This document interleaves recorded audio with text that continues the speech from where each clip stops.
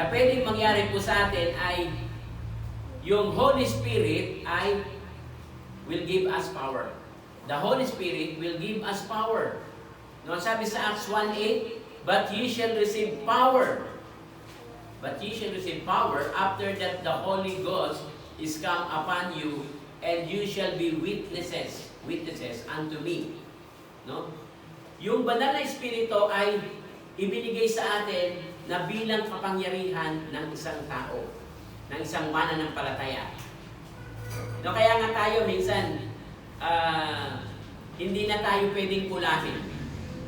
Walang pwedeng makapagkulam o walang pwedeng gumapit sa atin o yung mga darkness. No? Bakit? Kasi meron tayong Holy Spirit. Bakit pa rin? Dahil ang Holy Spirit ay mas greater sa darkness o sa enemy. At sabi sa Bible, 1 John 4, greater is He that is in you. Mas dakila yung pumasok sa inyo, yung Holy Spirit. Greater is He that is in you than he that is in the world. Mas dakila yung banal na Espiritu na nasa atin. Kaya tayo, hindi tayo pwedeng magapi ng kalaban.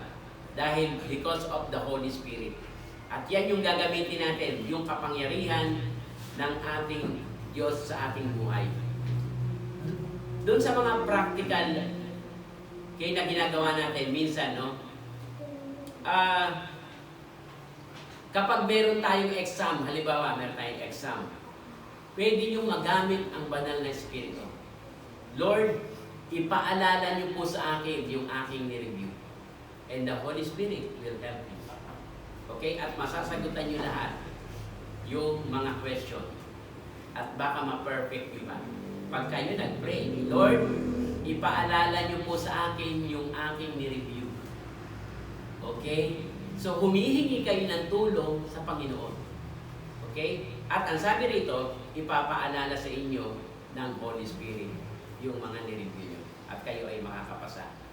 Okay? So, lagi nating umpisahan ang ating buhay na merong panalangin. Sa umaga, manalangin tayo at kapag meron po tayong mga pangailangan, no, i-consult muna natin sa Panginoon sapagkat ang Diyos ang ating partner, no, sa ating buhay at walang makakatulong sa atin kundi ang ating Panginoon lamang. Kaya dapat po tayo ay patuloy na manalig sa Panginoon at dagdagan po natin yung ating pananampalataya sa Kanya. No? At tayo ay, sabi nga, tayo po ay many members na nandito sa church, no? Pero meron tayong isang head. Ang head natin ay walang iba kundi ang Panginoon Jesucristo. At ako ay servant din na katulad ninyo. I am also a servant na dapat mag-worship, mag-bow down sa Panginoon. And we have the head, none other than the Lord Jesus Christ. Maging sa tahanan po natin, Christ is the head of our home. The unseen guest of every meal. The silent listener to every conversation.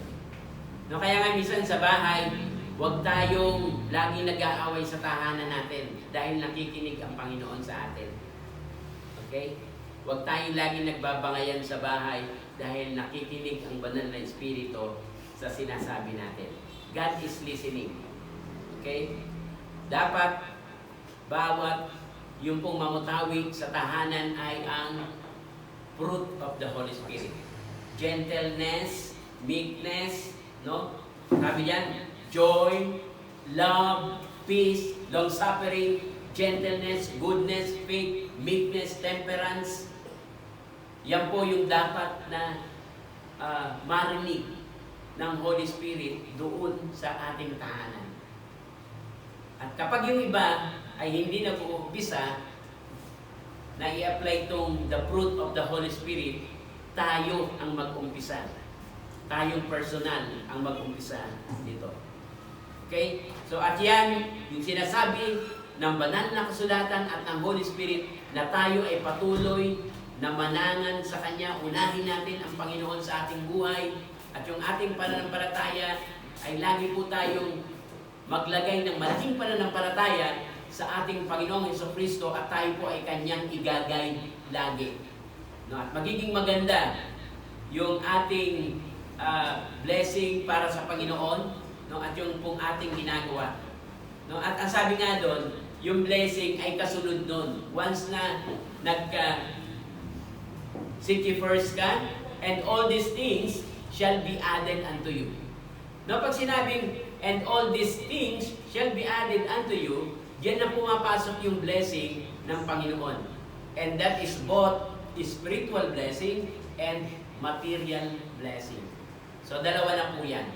Yan po yung sinasabi ng Panginoon. Na kung paano niyang binless si Job, na kung paano niyang binless si Abraham, na kung paano niyang binless si Apostle Paul, si Isaac, no? Kung paano niyang binless yun, ganun din kayo i-bless ng Panginoon. Amen? Amen. Okay. So, ganun po tayo i-bless ng Panginoon. So, okay. So, tayo po ay tumayo at tayo po ay manalangin. At habang ang mata'y nakapikit at ang ulo'y nakayuko, so tayo po ay mananalangin. Okay, close your eyes and bow down our heads. Okay? So, sino po sa atin ang nais mo na ikaw ay patuloy na magtiwala sa banal na Espiritu sa iyong buhay? Pakitaas ang iyong kamay. Amen. Amen. Amen. Amen. Praise the Lord. Okay? So, pwede nyo na pong ibaba ang inyong pong kamay. So, maraming salamat. At lahat po tayo ay patuloy na maglilingkod sa ating Panginoon. So, tayo po ay manalangin. Panginoon, maraming salamat pong muli sa buhay at kalakasan. Maraming salamat po, Panginoon, sa mensahe na aming narinig regarding sa banal na Espiritu. At dalangin po namin, Panginoon,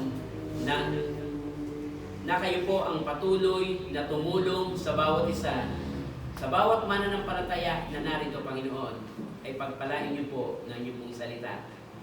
Dagdagan niyo po, Panginoon, ang kanilang pananampalataya. Dalayan ko, Panginoon, na sila po ay hindi magkasala laban sa inyo. Na kanilang maiwaksi ang iba't ibang klase ng kasalanan na maaring magpahiwalay sa kanila at magpalayo sa inyo pong kalooban. Dalangin ko, Panginoon, na sila po ay lumapit sa inyo pong harapan at patuloy na manali. Dalangin din po namin, Panginoon, ang mayroong mga sakit, Panginoon, kayo po ang patuloy na magpagaling nito, Panginoon. So, dalangin namin, Panginoon, ang mga nangailangan sa kanilang mga business, sa kanilang works. Kayo po ang mag-grant nito, Panginoon, sa kanila.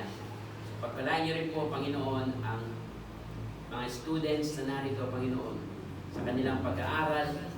Nawa, kayo po ang magbigay po sa kanila ng knowledge and wisdom at maipasa na nila, Panginoon, ang kanilang mga exams.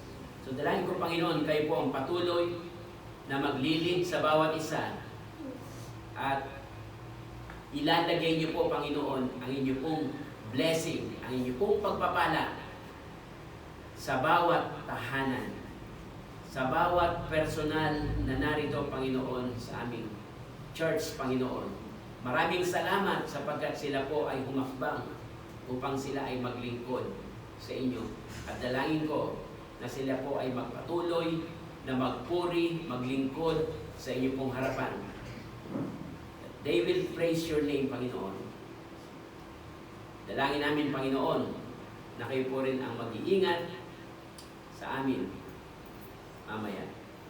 Sapagkat ang lahat ng ito ay aming samod dalangin sa matamis sa pangalan ng aming Panginoong Yesus, aming sariling Diyos at sariling tagapagligtas. Amen and Amen.